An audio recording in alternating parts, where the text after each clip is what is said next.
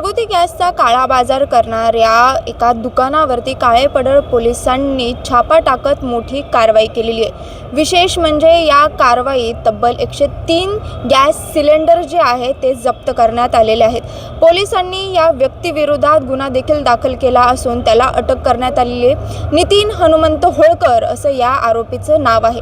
पोलिसांनी दिलेल्या माहितीनुसार हांडेवाडी परिसर जो आहे तिथे एक व्यक्ती बेकायदेशीररित्या धोकादायकरित्या जो आहे तो घरगुती गॅस जो आहे तो व्यावसायिक गॅस सिलेंडर्स जे असतात त्याच्यामध्ये ट्रान्सफर करत असल्याची माहिती जी आहे ती पोलिसांना मिळाली होती।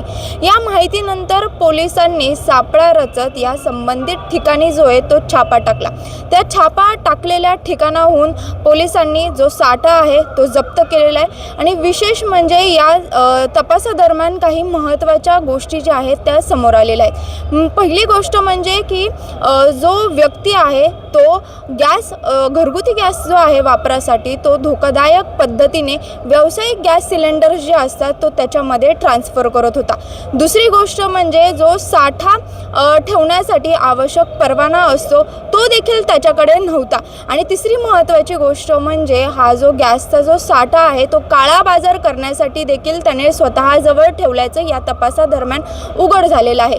पोलिसांनी या संबंधित जेव्हा प्रकरणावरती कारवाई केली त्याच्याकडून 103 गॅस सिलेंडर एक 4 चाकीसह 10 लाख रुपयांचा मुद्देमाल जो आहे तो जप्त केलेला आहे। या संपूर्ण कारवाईनंतर परिसरात एकच खळबळ उडालेली आहे आणि दुसरीकडे विशेष म्हणजे या संपूर्ण कारवाईनंतर त्या आरोपीला अत्यावश्यक सेवा अधिनियमाअंतर्गत त्याच्यावरती गुन्हा देखील दाखल करण्यात आलेला आहे आणि त्याला अटक देखील करण्यात आलेली आहे। त्याच्यामुळे या आरोपीसोबत किंवा हा जो व्यक्ती आहे त्याच्यासोबत दुसरं कोणी हा बेकायदेशीररित्या व्यवसाय किंवा धंदा करत होतो का, कोणाच्या मदतीने हा सगळा व्यवसाय चालला होता हे पाहणं आता महत्त्वाचं असेल आणि हे जो सगळा तपासाचा भाग आहे जे आता चौकशी अंती जे आहे ते समोर येईलच। मात्र या संपूर्ण घटनेने एकच खळबळ उडाली असून जो सुरक्षिततेचा जो मुद्दा आहे तो आता सध्या उपस्थित झाल्याचं आपल्याला पाहायला मिळतंय।